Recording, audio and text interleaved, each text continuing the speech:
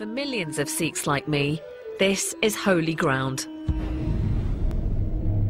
But just over 25 years ago, it was a bloody battlefield. Tanks stormed the complex to capture this man, Jarnail Singh Bhindranwale. To some, he was a defender of the Sikh faith. He was a great saint and great soldier.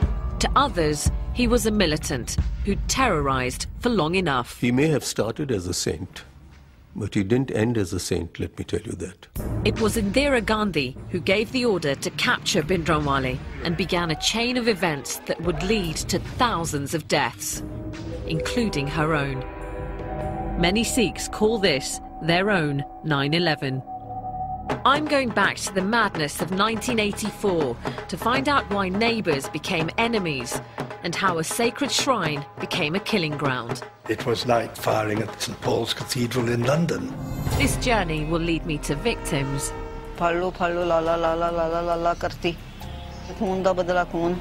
and heroes. I feel proud that I have saved one life. And will make me see my own faith in a new way.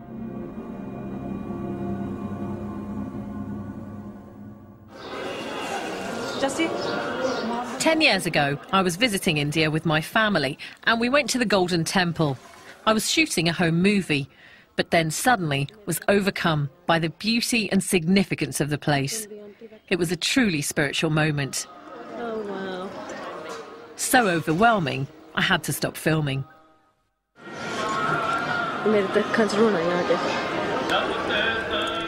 It may seem strange, but I'd never felt connected to my faith until that point. It was no longer a place I had to visit. It was a place I needed to visit. Violent clashes have broken out. I'm a presenter. I'm not a baptised Sikh, which means that I cut my hair and don't adhere to the religious dress code. But since that visit to the Golden Temple, I've wanted to learn more about the faith I was born into. Sonia Deol is in fact a stage name. I was born Jaswinder Kaur Sidhu, but going to a predominantly white school in Birmingham in the 80s, I remember feeling embarrassed by my traditional Punjabi-sounding name. I was more into pop music and fashion than the momentous news stories of the time, and quite a challenge for my mum and dad. What was I like as a little girl? Very cute. Very sweet. But a little cheeky as well. Did you remember this one, this picture? This is going to the Gurudwara, I think. Yeah. I mean, Mum, you used to make me wear some really dodgy Indian suits. I can't believe you made me wear that. But we always think if you try to wear English clothes, you might be an English girl. If you put Indian clothes, suit, takes you to the temple, you might be changed to the... Into an Indian girl. Yes. I may not have become quite the traditional Indian girl my mum dreamed of, but as I've got older, I do now take my faith more seriously. And I regularly go to a Sikh temple or Gurdwara. So this is my local place of worship. It's the Soho Road Gurdwara in Birmingham, and it's always busy. Lots of families coming here every day to worship. And the first thing you do when you come into a Sikh temple is to remove your shoes. Sikhs are followers of 10 enlightened leaders called gurus. The first, Guru Nanak, taught that there is only one God and that men and women are equal. He stressed the importance of service to the wider community, so each Gurdwara has a free kitchen that anyone can enjoy. I've even seen Irish builders having their lunch break in here. The focus of any Gurdwara is the Holy Scriptures, or Guru Granth Sahib. We believe that this is not a book, but the definitive words of the Gurus. I know I'm biased, but my experience is that Sikhs work hard, often unnoticed, for whatever community they're part of. That's why these scenes from 1984 are so shocking. The whole of the front of it has been knocked out. There's rubble piled everywhere. You can only go into one. Because the Golden Temple is the symbol of Sikhism, millions around the world saw the army action quite simply as an assault on their faith. I don't understand why this attack took place and the tragic events that followed afterwards. For me, I think this journey is going to be an emotional one, at times a painful one, and I know it's going to teach me something about my own identity as a Sikh, and how I'm going to cope with that, I don't know.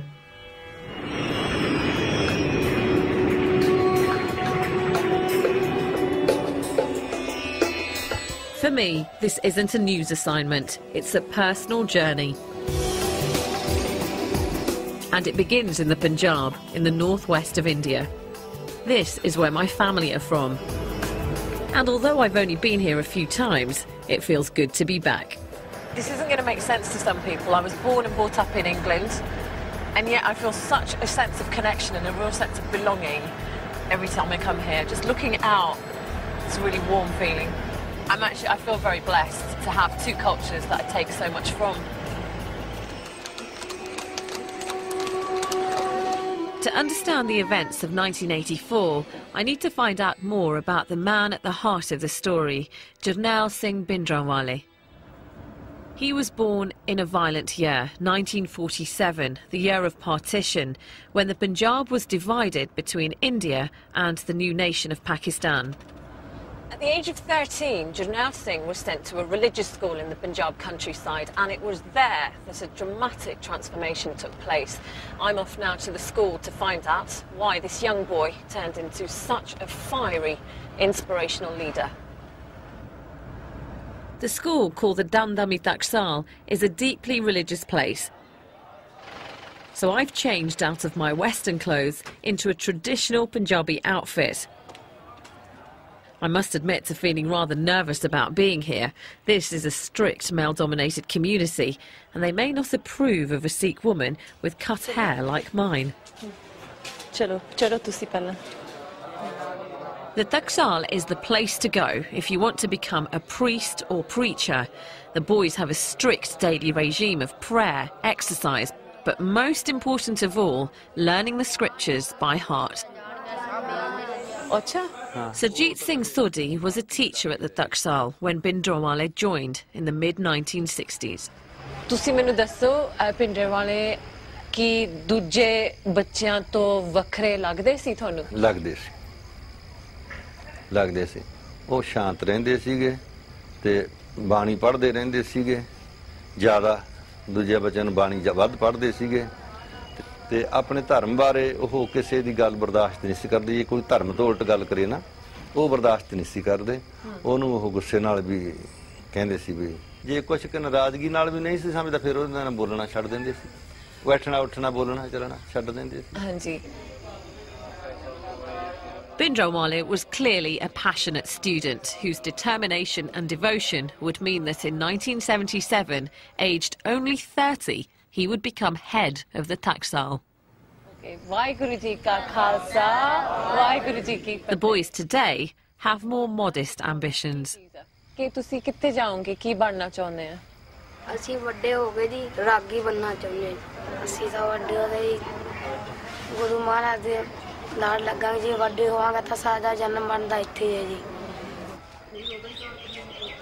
The Taksal has posed more questions than given answers. The Bhindranwale I heard about was someone who, if he disagreed with your religious views, would at worst just ignore you. We obviously know that there was more to him than that, and I have to find out what it was that changed him. The answer has to lie in the politics of the time. The leading Sikh party were the Akali Dal, who campaigned for greater autonomy for the Punjab. Lined up against them were the Congress party, dominated by Indira Gandhi and her son Sanjay.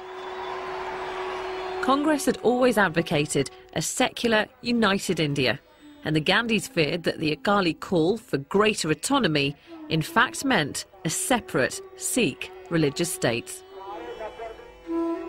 In 1977, Indira Gandhi asked Sanjay to find a way to break the Akali Dal influence in the Punjab. Sanjay looked for someone who could set up a rival faction. Of the list of 20 names he was given, the new leader of the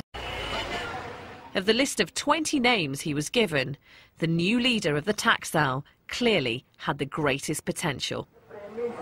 Bhindranwale had become well known for urging village Sikhs to abstain from drink and drugs and not cut their hair.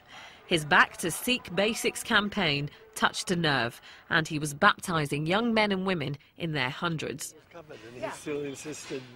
My guide to the complicated world of Indian politics is Sir Mark Tully, who for 22 years was the BBC's chief correspondent in India. Throughout 1984, his reports were a lifeline for British Indians, anxious for news.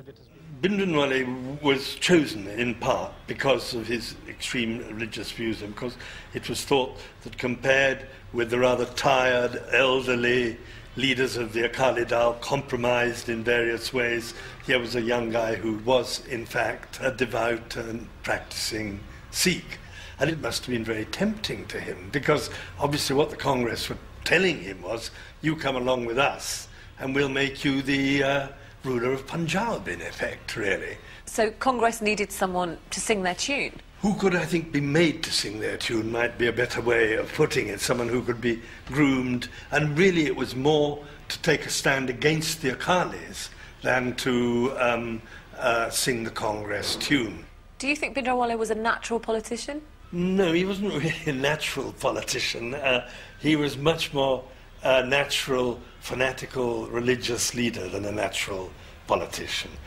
Mark met Bhindranwale on a number of occasions and found him to be an intimidating man.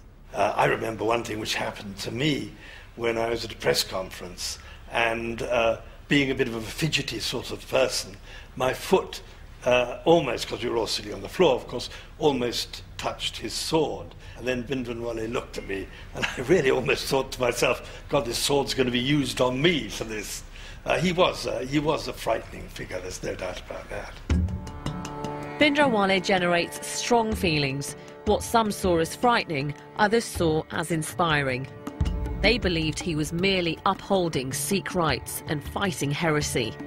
Some even hoped he'd bring about their dream of a Sikh state called Khalistan. But in the early 80s, Bhindranwale and his followers were repeatedly accused of intimidating and murdering their opponents. In September 1982, the owner of a newspaper chain critical of Bhindranwale was shot dead. Bhindranwale was suspected of masterminding the killing and arrested. What happened next was a turning point. Court proceedings began, but then to the surprise of many, he was released without charge. The government had arranged Bhindranwale's freedom, believing he was more used to them out of prison, campaigning against the Akali Dal party. He celebrated with a triumphant drive around Delhi. Bhindranwale was seen as a hero who had stood up to the government and won. He may have felt that he could now achieve greater support opposing the government than working with them. Mark Tully has his own theory why Bhindranwale turned against his Congress allies. During the raid to arrest Bhindranwale, the police accidentally or deliberately destroyed his most precious possessions.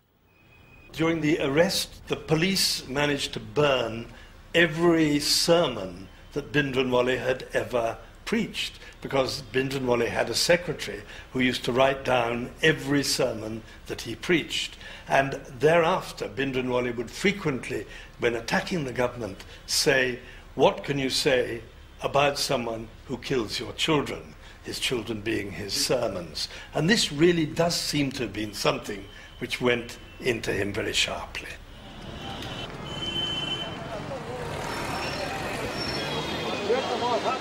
In June 1982, Bhindranwale and a group of his followers moved into part of the Golden Temple complex.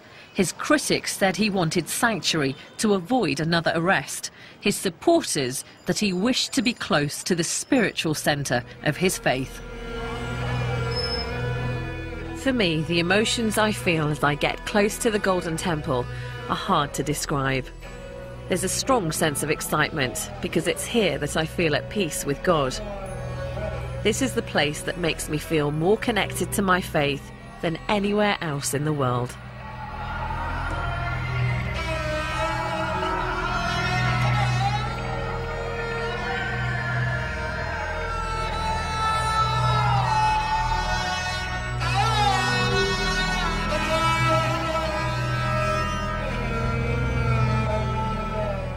This is the Golden Temple, or Darbar Sahib as Sikhs know it. The reason that this place is so special is because there are the Holy Scriptures, the Guru Gobind Singh, and that's where pilgrims pay their respects in their thousands every day. The temple has a doorway on each side. That's to symbolise access to all, even other faiths. One of the first things I always do at the Golden Temple is to recite prayers from the Holy Scriptures.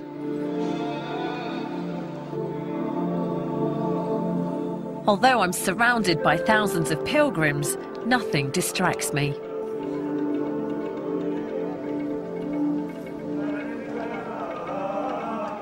So how was this peace shattered? How did the 1984 attack happen? In the early 80s, the Punjab was caught in a spiral of violence, provoked mainly, it's alleged, by Bhindranwale's supporters stirring up communal hatred in their fight against the Hindu Raj. Sikhs and Hindus desecrated each other's temples. Buses were hijacked and the Hindu passengers separated from Sikhs and then shot. When the police searched for militants, there were often what they termed encounters, but what others called the killings of Sikhs. This merely strengthened Bhindranwale's cause. Meanwhile, his status grew. Pilgrims to Amritsar were leaving their offerings at Bhindranwale's feet rather than at the Golden Temple. Children were brought to him to be blessed. In November 1983, in a deeply symbolic move, he transferred his headquarters into the Akal Takht, the centre of Sikh political power.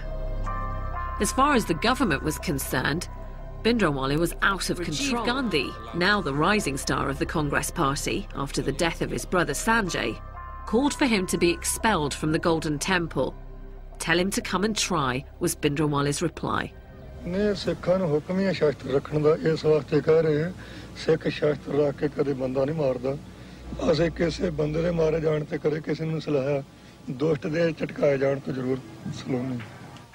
It was clear to journalists who visited the Akal Takht that Bhindranwale was getting ready for a fight. The scene was now set for a terrible and final showdown. On the 1st of June, a Sikh officer named Major General Brar arrived in Amritsar to coordinate the army plans to capture Bhindranwale. Still hopeful that some sort of settlement could be reached, Indira Gandhi made an appeal on the 2nd of June to the people of the Punjab. Don't shed blood, she said, shed hatred. It failed. The army received the order to proceed. As tanks and troops enclosed the complex, Brar instructed his soldiers not to fire on the Golden Temple or the Akal Takht without direct orders. A curfew was imposed and all journalists expelled from the city. The operation, codenamed Blue Star, had begun. It's quite clear to me that a siege of the temple has started. General Brar sent his commandos down these steps to start the assault on Bhindranwale and his men. But they were mown down by gunmen that were hiding on both sides of the walls. He then sent in a second wave of commandos, and this time they were successful. They got down the steps, but they faced fire from not only the buildings around here, but from underground as well. Bhindranwale's men suddenly appeared from manhole covers, firing their machine guns and then disappearing into the complex's many underground passages. The army had clearly underestimated their opponents. Gyani Puran Singh was a priest at the Golden Temple.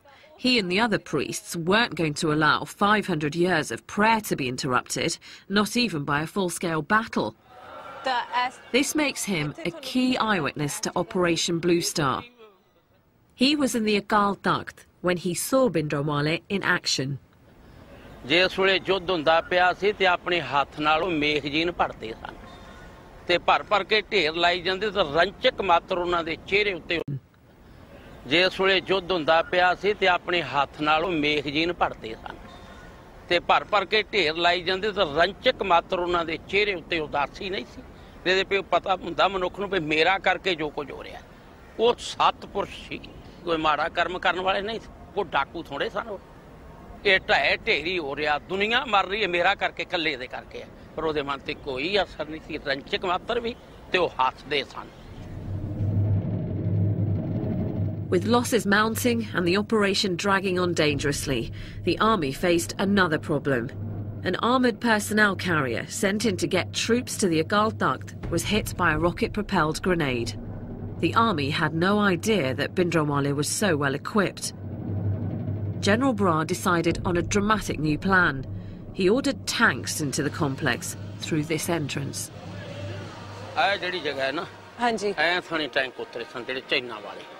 ਇਹ ਜਿਹੜੀ ਹੈ ਇਹ ਬਿਲਕੁਲੋਂ plain ਹੋ ਚੁੱਕੀ ਸੀ। ਅੱਛਾ, ਹਾਂ, ਬਿਲਕੁਲ ਪੱਥਰ ਪੁੱਤਰ ਸਭ ਮਲ ਦਿੱਤੇ ਸਨ ਉਹਨਾਂ ਨੇ, ਤੇ ਪਲੇਨ ਹੋਈ ਐ ਥਾਣੀ ਵੱਡੇ ਟੈਂਕ ਇੱਧਰ ਦੀ ਉਤਰੇ ਆ, ਤੇ ਉਹ ਬਖਤਰਬੰਦ ਗੱਡੀ ਉਹ ਥਾਣੀ ਆਈ ਸੀ। ਤਾਂ ਟੈਂਕ ਇੱਥੋਂ ਤੁਸੀਂ ਦੇਖਿਓ ਸੀ? ਹਾਂਜੀ, ਆਹ ਸਾਰੇ ਉਤਰ ਕੇ ਐਂ ਦੀ ਆਏ ਥੱਲੇ, ਬਾਕੀ ਫਿਰ ਸਾਰੇ ਚਾਰ ਫੇਰੇ ਸਨ। ਇਹ ਤਾਂ ਪਰਮੇਸ਼ਰ ਨੂੰ ਹੀ ਪਤਾ ਇਹਦੇ ਬਾਅਦ, ਅਸੀਂ ਕਿੱਥੋਂ ਸੋਚਣਾ ਸੀ ਵੀ ਟੈਂਕ ਆਉਣਗੇ ਪਰਕਰਮਾ 'ਚ। The Agal Takht was all but destroyed in the tank barrage. It's believed that Bhindranwale was shot as he and other militants ran from the front of the building. At the height of the battle, there were 3 hours of hand-to-hand fighting. The battle at the Golden Temple has been hard-fought and costly. The government estimated that about 100 soldiers and 200 of Bhindranwale's men died during Operation Blue Star. Bhindranwale's body was hastily photographed and then cremated with the rest of the dead militants. 2 days after the operation ended, there were still pockets of resistance, as Major General Bra discovered as he gave an interview claiming that Bhindranwale had received assistance from abroad. From some of the weapons that we've captured, we can see clearly the identification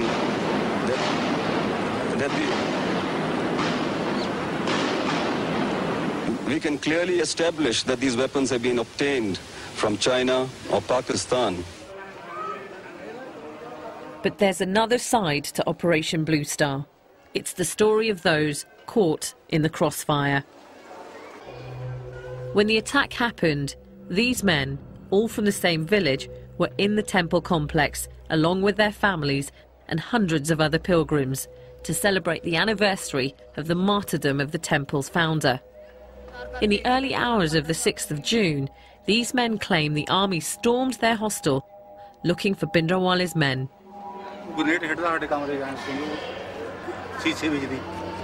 ਸ਼ੀਸ਼ੇ ਵਿੱਚ grenade ਜਿਹੜੇ ਬੰਦੇ ਸਮਝਦਾ ਪਾਏ ਸੀ ਉਹ ਠੀਕ ਰਹੇ, ਜਿਹੜਾ ਬੰਦਾ ਬੈਠਾ ਸੀ ਬੱਚਾ ਸੀ, ਬੱਚਾ ਸੀ ਪੌਣੇ 2 ਸਾਲ ਦਾ, ਮਤਲਬ ਦੁੱਧ ਚੁੰਗਾਉਂਦੀ ਸੀ। ਜਦੋਂ ਦੁੱਧ ਚੁੰਗਦਾ ਤੇ ਉਹਦਾ ਗ੍ਰੇਨੇਡ ਨਾਲ ਸਾਰਾ ਪਾੜ ਗਿਆ, ਮੱਥਾ ਇੱਥਾ ਗਲ ਉੱਡ ਗਿਆ ਪਰੇ। ਤੁਹਾਡੇ ਸਾਹਮਣੇ? ਹਾਂਜੀ, ਸਾਹਮਣੇ ਵਿਚਾਲੇ ਬੈਠੇ ਸੀ ਸਾਡੇ। ਇੱਕ ਇਹਨਾਂ ਦੀ ਮੰਮੀ ਸੀ, ਇੱਕ ਮੇਰੇ ਘਰ ਵਾਲੀ ਸੀ, ਇੱਕ ਇਹਨਾਂ ਦੀ ਗੁੱਡੀ ਸੀ, ਤੇ ਇੱਕ ਬੰਦਾ ਅੰਮ੍ਰਿਤਸਰ ਜ਼ਿਲ੍ਹੇ ਦਾ, ਇਸੇ ਜ਼ਿਲ੍ਹੇ ਦਾ ਸੀ। ਉਹ ਚਾਰੇ ਉੱਤੇ ਮਤਲਬ ਮੌਕੇ ਤੇ ਮੌਤ ਹੋ ਗਈ। ਆਹ ਗੋਲੀ ਲੱਗੀ, ਆਹ ਗ੍ਰੇਨੇਡ ਦੇ ਟੁਕੜੇ ਵੱਜੇ ਇੱਧਰ ਦੀ, ਇਹ ਵੱਜਿਆ, ਆਹ ਇੱਥੋਂ ਟੁਕੜੇ, ਆ ਥੋੜੇ ਟੁਕੜੇ, ਆ ਇੱਥੋਂ ਦੇ ਸਾਰੇ 24 ਰੌਣੇ ਵੱਜੇ ਜੀ ਬੱਚੇ ਦੇ।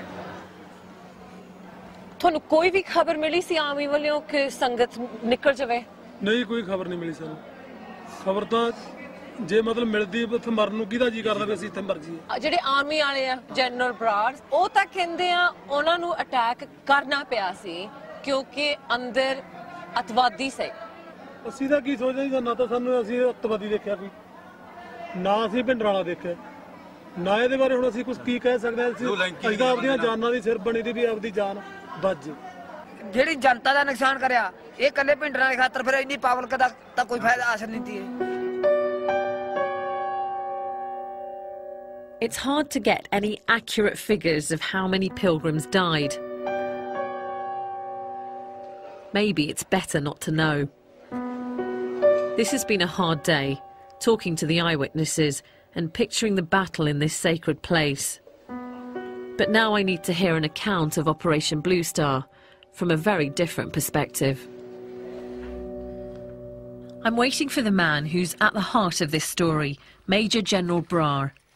Because of the controversial decisions he took, he's needed police protection for over 25 years. We've had to keep the details of our meeting secret. I've done many interviews in my career, but none have felt quite so personal. First, I want to know how he copes with the constant threats to his life. It doesn't feel good, but what can you do about it? I got a call from my son who was in America some years ago, 2 years ago, to say that please go onto the net and open up a site. And there, as you open the website, they said, our #1 enemy of the Sikhs today is General Kuldeep Singh Brar. There have been 6 assassination attempts on his life, which have not succeeded, but the 7th one will. So those of you who are in favor of joining in for this, click here. Are you scared? I'm not scared. There must be some fear. You're under constant protection. It's in your psychology, it's at the back of your mind, that's about it. The timing of Operation Blue Star outraged many Sikhs. It was launched during an important religious festival. The complex was full of pilgrims like those I met. Many were killed. Why did the army go in at such a sensitive time? The orders given were, please go in as soon as possible because things have gone to a very serious state. Bhindranwale is in total command of the situation, and the longer we allow this to happen, the more difficult it will be later on to curb it. It has nothing to do with any religious sentiments. And the question is that if pilgrims were inside, we lifted the curfew on the 3rd night, to allow them to come out, those who wanted to come out. Many came out. But what about the eyewitnesses that said they didn't hear any of the announcements? That's not true. That's not true. I mean, there were loudspeakers blaring away all the time. But the fact is, it's very difficult to distinguish in the middle of the night who's a civilian and who's a militant. The firing is coming and the firing is being returned. And in crossfire, some civilians die and some militants die. It's not easy to differentiate. Why go in when you know there are pilgrims inside? How long do you wait? You wait the next day, we won't be able to go in. But where could Bhindranwale have gone if you had pretty much the whole place surrounded? No, it was not only a question of having the whole place surrounded. We would get surrounded in the next 24 hours. After all, how long can you keep this away from this news from travelling to the hinterland of Punjab? You'd have had thousands and millions of Sikhs with spears, guns, everything rushing to Amritsar, and that would be a very sad situation for a man in uniform. So you went in at that point for the safety of your own army? Not only the safety of our army, we had to accomplish the task. If we don't go in, forget the safety of the army, the task isn't going to get accomplished. But what about your responsibility to make moral decisions? This is the holiest, this is the centre of but the I'm very Sikh sad. faith. I'm very sad to tell you that it was no longer holy and sacrosanct. So if you're saying that morally we should have thought differently, what about those people who were inside? Was there any sanctity left inside the Golden Temple? Where's the morality of the people who were building bunkers in there and storing ammunition? I'm sorry, I have to disagree with you. What do you say to those people who see Bhindranwale as a saint, actually, and not a terrorist? He may have started as a saint, but he didn't end as a saint, let me tell you that. There was nothing saintliness about him at the time of Operation Blue Star. In the chaos of battle, the Golden Temple was hit and the sacred scriptures, the Guru Gobind Singh, was struck by a bullet. The Akal Takht all but destroyed. Did he accept any responsibility for the damage done? The responsibility is collective for whatever damage did take place. But the point is, the damage could have been much more severe. But the army held back their weapons at that stage.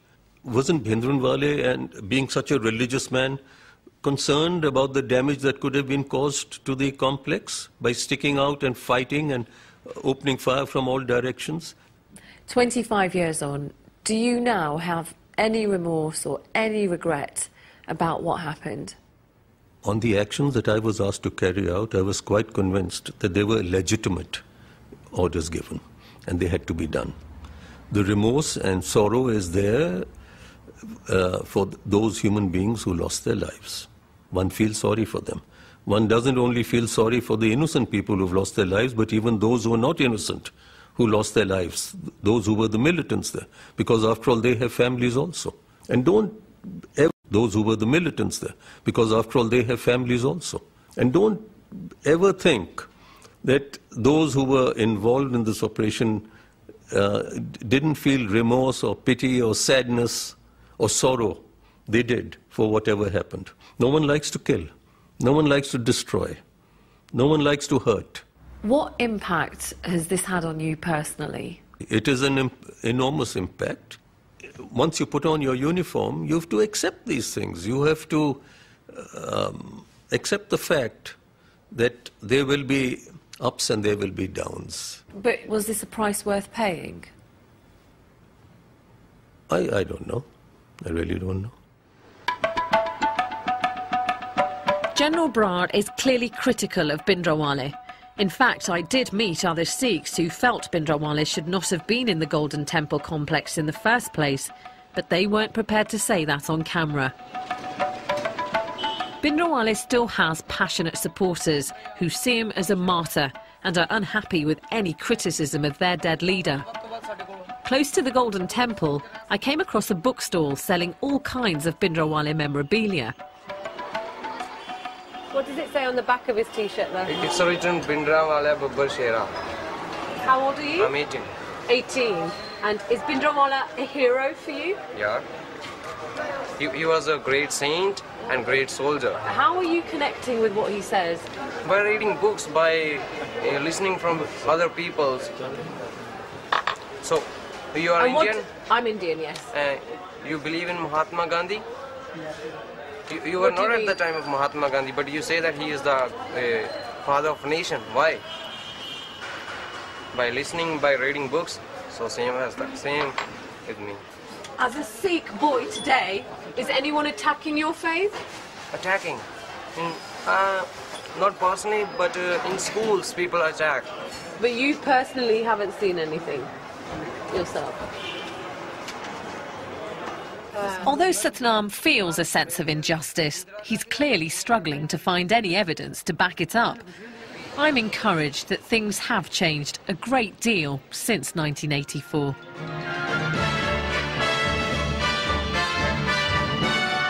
Swords of protest in London. The Sikhs show their anger over Amritsar. The assault on the Golden Temple stunned India and the world. In Britain, there were large demonstrations denouncing Mrs. Gandhi. Several effigies of the Indian Prime Minister attracted the full force of the demonstrators' fury. A community that had been almost invisible was suddenly on the streets and making headlines. I have vague memories of seeing these scenes as an 11-year-old. Then they confused me. Now I understand them. In Amritsar, the tragic story of 1984 was far from over. A few weeks after Operation Blue Star, a policeman called Beyant Singh brought his family to the Golden Temple, and he was so shocked by what he saw that he became withdrawn and more devout. The significance of this is that Beyant Singh was Indira Gandhi's personal bodyguard. Beyant Singh had travelled with the Prime Minister around the world and was one of the most trusted members of her security team. But the events of June so outraged him that he began to plan Indira Gandhi's assassination. Although his superiors knew nothing of the plot, they were still nervous about having Sikhs so close to the Prime Minister, so they were moved from her protection team. Mrs. Gandhi strongly opposed the change, and so Sikh guards remained on duty. Do you now fear for your own personal safety? Well, I've lived with danger all my life, and I think I've had a pretty full life, and it makes no difference whether you die in bed or you die standing up.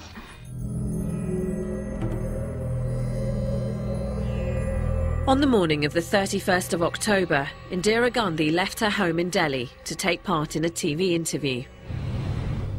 As she walked along the path, she saw Beyant Singh on duty and smiled. He drew his revolver and fired 5 shots at close range.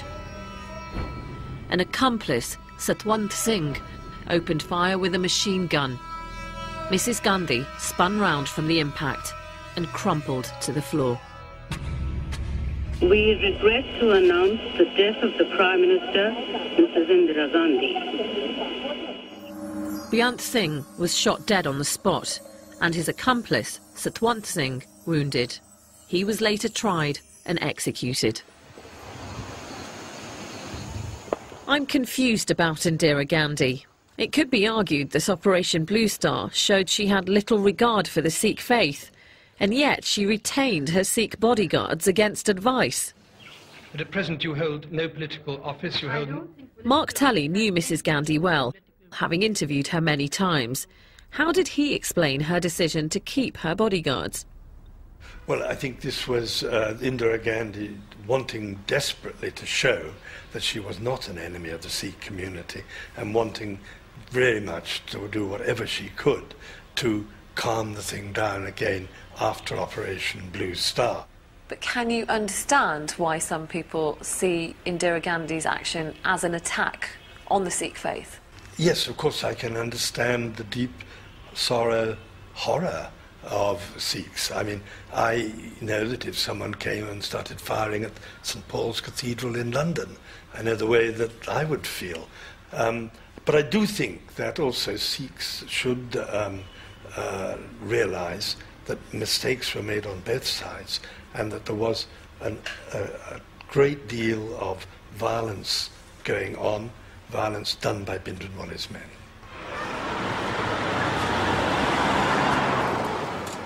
In 1948, when Mahatma Gandhi was assassinated, India was stunned. But the fact that the killer was one of their own meant there wasn't a violent reaction from Hindus. But in '84, when the news quickly emerged that Indira Gandhi's killers were Sikh, the world held its breath. How would Hindus now respond? As Mrs Gandhi lay dead in a Delhi hospital, a married couple called Guru Gobind Singh and Mahinder Kaur set off by train from the Punjab with their baby daughter to start a new life in Mumbai. They carried with them all their possessions and ambitious hopes for the future. They had no idea that Mrs Gandhi had been assassinated and were heading straight for trouble. Train te jadon tusi chade si bahut khush hone tusi खुश सीगे उत्थे अमृतसर सानू साडे रिश्तेदार भी मिल गए बड़े खुश असीं कि रेलवे च बैठे रस्ते दे विच देश पलट गया आ फोटो आ मेरा हस्बैंड ट्रेन तो चढ़ते एक दिन पहला 31 अक्तूबर ਨੂੰ ਖਿੱਚੀ ਗਈ ਸੀ ਬਹੁਤ ਹੀ ਚੰਗੇ ਸੀ ਹਸਬੈਂਡ ਮੇਰੇ ਮੈਂ ਉਹਨਾਂ ਦੀ ਸਿਫਤ ਕਰ ਹੀ ਨਹੀਂ ਸਕਦੀ ਕਿ ਇੰਨਾ ਚੰਗੇ ਲੱਗਦੇ ਸੀ ਮੈਨੂੰ After 7 hours, the train stopped at a station outside Delhi. Suddenly, a mob surrounded them and surged into the carriage. Follow ਲਾ ਲਾ ਕਰਤੀ ਕੀ ਕਹਿੰਦੇ ਸੀ ਵੀ ਸਿੱਖਾਂ ਨੇ ਸਾਡੀ ਮਾਂ ਮਾਰਤੀ ਹੈ ਖੂਨ ਦਾ ਬਦਲਾ ਖੂਨ ਇਹਨਾਂ ਨੇ ਪਗੜੀ ਵੱਧੀ ਸੀਗੀ ਸਿੱਖ ਸੀਗੇ ਤੇ ਸੀਟ ਤੇ ਬਸ ਬੈਠਿਆਂ ਦੇ ਉਹਨਾਂ ਨੇ ਸਰੀਆ ਮਾਰਿਆ ਸਿਰ 'ਚ ਖੂਨ ਵਗਣ ਲੱਗ ਗਿਆ ਸਿਰ ਦੇ ਵਿੱਚੋਂ ਖੂਨ ਜਾਣ ਲੱਗ ਗਿਆ ਕਹਿੰਦਾ ਵੀ ਮੈਂ ਤੇ ਮਹਿੰਦਰ ਕੋਲ ਹੁਣ ਤੇਰੇ ਨਾਲ ਕੋਈ ਘਰ ਦੀ ਗੱਲ ਨਹੀਂ ਕੀਤੀ ਤੇ ਪਰ ਬਚਣਾ ਨਹੀਂ ਮੈਂ ਹੈਗਾ ਅਸੀਂ ਫੜ ਕੇ ਜਿੱਥੇ ਆਪਣੀ ਸੀਟਾਂ ਨੇ ਗੱਡੀ ਦੀ ਸੀਟ ਦੇ ਥੱਲੇ ਲੰਮਾ ਪਾਇਆ ਉਹ ਬਾਅਦ 'ਚ ਫਿਰ ਸਮਾਨ ਲੁੱਟਣ ਆਏ ਆ ਤੇ ਉਹਨਾਂ ਨੇ ਫਿਰ ਲੈ ਗਏ ਸਾਡੇ ਕੋਲ ਖੋਹ ਕੇ ਲੈ ਗਏ ਅਸੀਂ ਖੋਹਨੇ ਆ ਵੀ ਅਸੀਂ ਰੋਂਦੇ ਆ ਖਪਦੇ ਖੋਹਨੇ ਵੀ ਨਹੀਂ ਅਸੀਂ ਦੇਣਾ One Sikh mother in Mahinder's carriage saved her son's life by quickly tying his long hair into plaits so the mob would think that he was a girl. But the mob were not fooled by Mahinder's attempts to hide Gurmej between the seats. They dragged him onto the platform. ਉੱਪਰ ਲੰਮੇ ਪੈਂਦੇ ਪਏ ਨਹੀਂ ਦੇਣਾ ਹੈਗਾ ਸਾਡੇ ਕੋਲ ਲੈ ਗਏ ਨਹੀਂ ਦੂਰ ਅਸੀਂ ਜਲਦੀ ਵੇਖੇ ਨੇ ਤੇ ਫਿਰ ਜਲਦੀ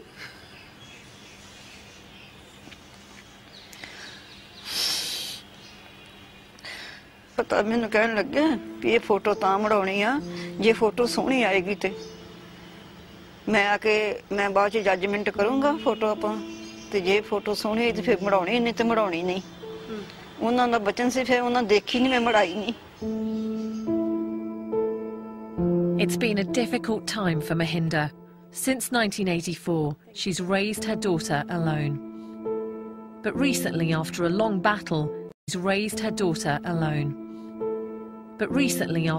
battle, she received some compensation from the government for Gurmej's death, and her daughter is now married.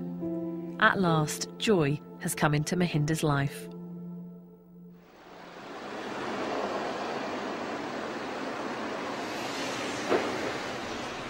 Can you just tell us where we're going? To try and understand how the terrible violence began, I'm with Ashok Vahi, a news photographer based in New Delhi.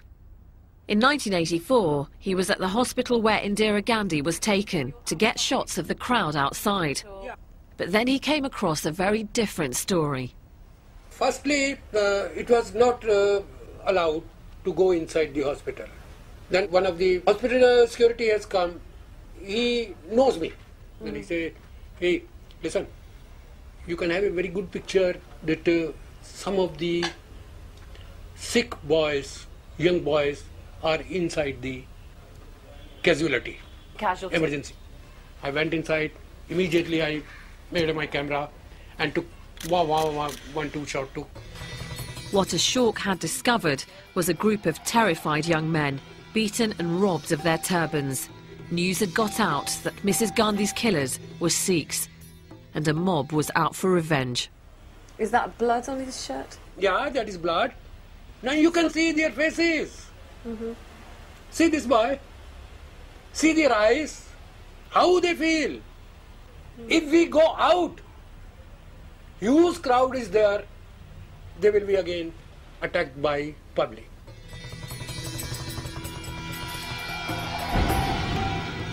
As the rioting spread across Delhi, a friend who just arrived by train from the Punjab called Ashok and told him to get to the station as soon as possible. What Ashok saw there appalled him. No longer just beating, the mobs were now killing. The picture he took was printed in newspapers around the world.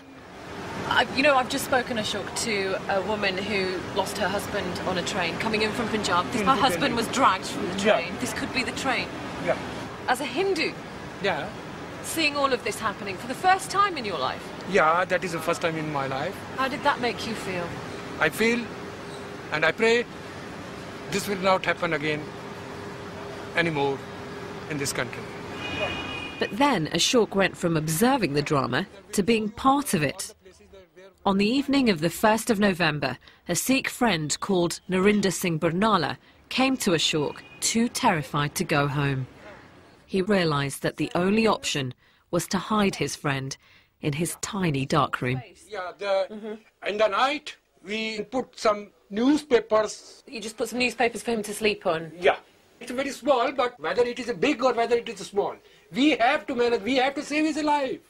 So how long did you keep him in this very tiny space for? 2 days. Did you have any moments where you nearly got caught out? Yeah, it was 1 or 2 times there was a chances when the mob came outside my office and they are trying to burn one Sikh shop here. What would have happened if somebody had found out? Can be shot dead. He can be beaten like anything because people were very scared.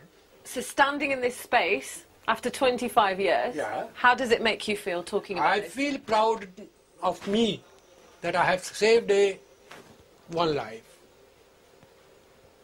I have saved my friend's life. I'm proud of me. I'm proud of you. Thank you. Thank you. Thankfully, Ashok was one of many Hindus whose first thought was to protect Sikh friends and neighbours.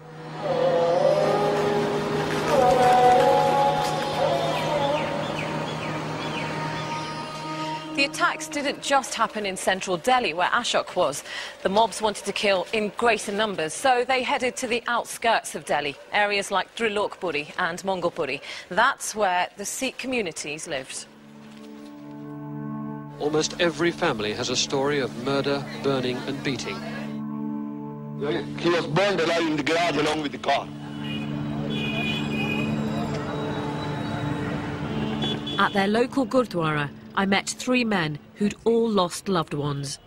Inside is a painting depicting the horrors of the mob violence. The local Sikh community had described their ordeal to a painter, and slowly a macabre picture was created.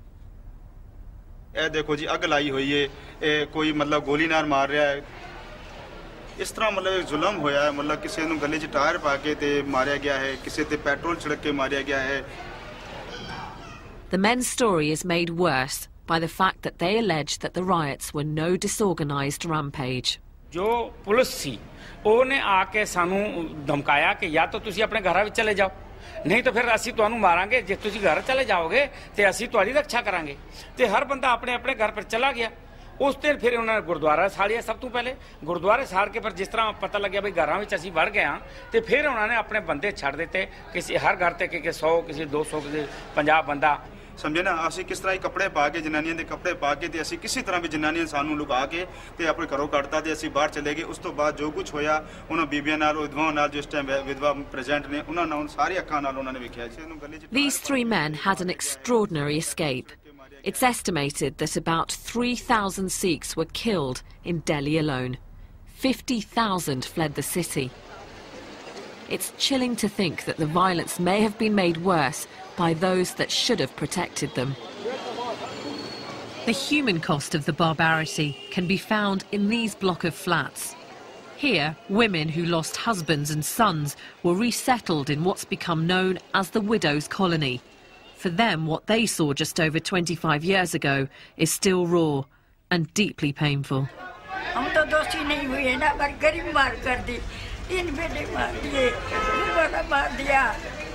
होता मर गया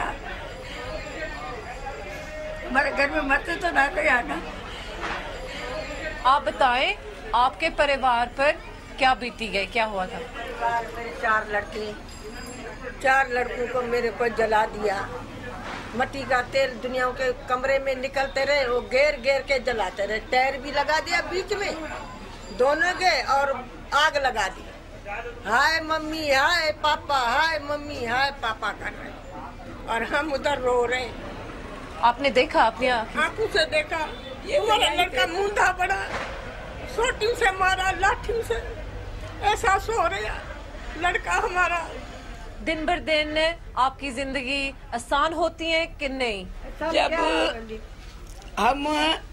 हमारा अंतकाल होएगा ना ये दुख तो तभी भूलने वाला बेटा जिंदगी में तो भूलने वाला ही नहीं ये तो नहीं भूल सकते I didn't realise it was going to get tougher this journey. Talking to families who have lost several generations, sons, husbands, and all in the name of religion, it makes me feel sick to the stomach. I was just sitting there thinking, for me, personally, my dad is my rock. I can't imagine my life without a father figure, without my dad. I can't imagine my life without my dad. And they've lost all their male figures in their family. And that's really hit me more than anything.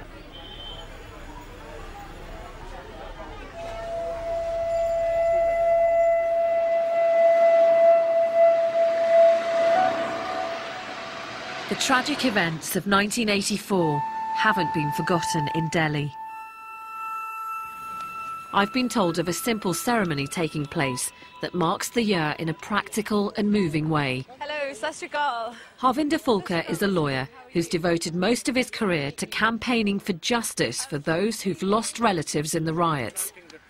He's behind a scheme to plant 25,000 trees right across Delhi. This is in memory of those who were killed in 1984 and so that their memory goes into the history. They will be remembered for the 100 years when these trees survive and they grow up. Feels like a very positive thing that we're doing here. Harvinder then invited me to plant a tree. I knew in whose memory I wanted to dedicate it. Well, thanks for letting me do this because I'm doing this for Mahinder Kaur, whose husband was killed on a train, and all the other victims that I've met along this journey, really, for their strength. Put a special mark on this so that I recognise this when I come back. Thank you for allowing me to do that. Oh, you're most welcome.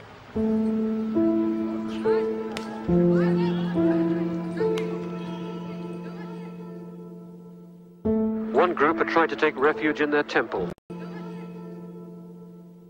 One group had tried to take refuge in their temple. It was set on fire, their bodies dumped in a ditch.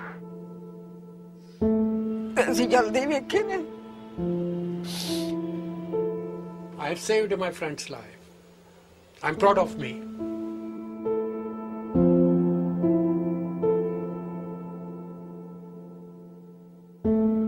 Although Harvinders fight for justice and a proper inquiry into the Delhi violence continues, India today feels a more integrated nation. It even has a Sikh Congress Party Prime Minister. That evening, Sikhs and Hindus come together in a strong show of unity.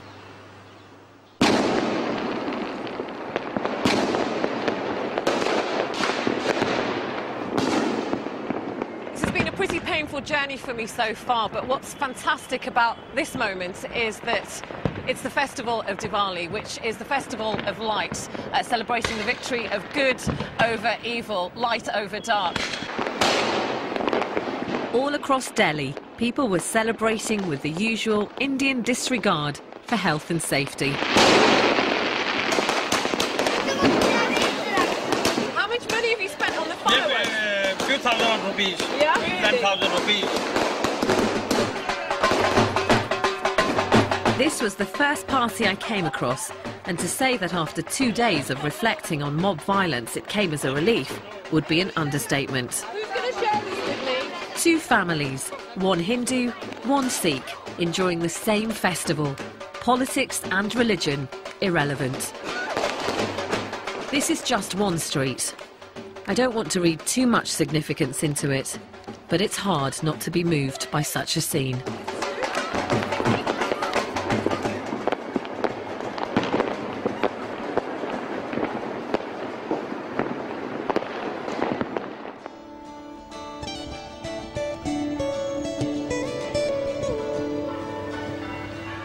I've returned home to Britain to explore the importance of 84 to Sikhs here and to make some decisions of my own. In Britain, Sikhs watched helplessly as events unfolded in India. They demonstrated in their thousands and welcomed family members who fled the violence. Inderjeet Singh is one of the leaders of the British Sikh community. We protested, we wrote letters, we placed adverts in the daily newspapers. We did everything we could. It was reacting to the outrage that Sikhs wanted to demonstrate to the world. We are a minority. Please look at what's happening to our community. People came from all over the country, placards criticizing the Indian government and drawing attention to the wider world about what was happening. It was a very emotional affair. Over the course of time, what happened to that anger? Has it calmed down? Has it got stronger? Oh, none of us can be angry for too long. We do calm down, but sometimes the hurt remains. And in India, in this country, the hurt remained. But Inderjeet believes that despite the hurt, British Sikhs have moved on and discovered a renewed interest in their faith. Well, the events of 1984 made Sikhs examine their own religion. What is it? Why are we under attack? What are our teachings? You look again more closely at your religion at times like that. And when in looking closer and looking at the world around you, you realize that Sikh values, Sikh teachings have something very positive to offer. Emphasis on human rights and equality of all people, tolerance, real tolerance, respect for other religions. These things are very important in giving a sense of direction to life. So, in a sense, that is something positive that came out of the trauma of 1984.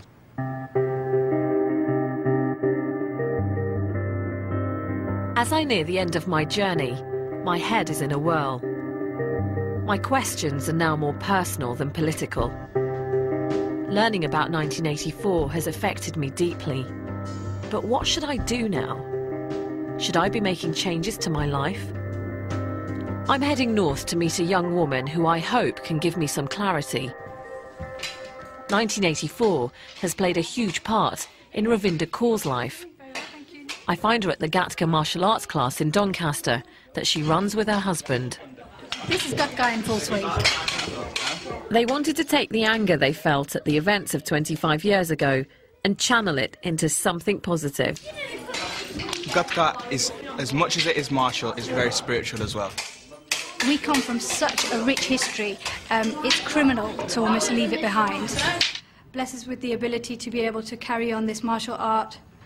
Bless us with the Leading this class is just part of a dramatic change in Ravinda that started when she read an account of the assault on the Golden Temple. I remember coming downstairs, looking at my dad and just falling and crying. And he said, you know, what's wrong? And I said, I cannot believe that something of this magnitude has happened with us. And I'm, you know, here I am, completely lost. I don't have a clue as to who I am. So before you were baptised in 2005, was your hair short? What was it like? My hair wasn't short, but it was curly. You know, I didn't have a turban. I didn't, you know, I didn't dress the way that I do. Did you look more like me? Absolutely. And are you more content now? Prior to 2005, I'd walk with my hunched shoulders, you know, down the street. And I was almost, to be honest, I was just another brown face in the crowd. To me, that's what I was. Now I walk with a presence, and that presence is only there, I can say, absolutely, most definitely, it's only there because of my turban. I admire Ravinda Kaur for the changes she's made, especially her decision to wear a turban. And I keep thinking of all the people I was told about who were attacked or killed because they wore a turban. I've realised for the first time quite how important it is for a Sikh to be identified as a Sikh. And that's made me question how I look and practice my faith. If I'm honest, I'm a Sikh who's bending the rules to suit herself. I'm avoiding the tougher decisions. And even though I feel guilty, becoming baptised would be a huge challenge. Never being able to cut my hair would be very difficult for me to follow, especially as a woman living in the West doing the job that I do. I don't know whether I will ever get to that point. Who knows? At the moment, I'm still travelling on that path. Not quite there yet. But I've experienced something I never thought would happen. For the first time, I actually feel connected to my full Sikh name. After going on this journey, that's the one significant change that I have really felt. I'm so proud of the name that I was given by birth, my proper full Sikh name, and the frustrating part of this is that I can't go back to being Jaswinder Kaur Sidhu. I have to be Sonia Diol, because that's how everybody knows me. But if I could, I would right now change it to Jaswinder Kaur Sidhu, which just makes me feel brilliant inside. As for the events of 1984, the attack on the Golden Temple should never have happened. It was ill thought out, and the repercussions were devastating. I used to think 84 was all about politics. Now I think it's about innocent people and the high price they've had to pay. I can never again visit India without feeling the grief and sadness of those I met. It'll always be a beautiful and sacred place, but the bloodstains on the marble have told me a different story, which will be impossible to forget.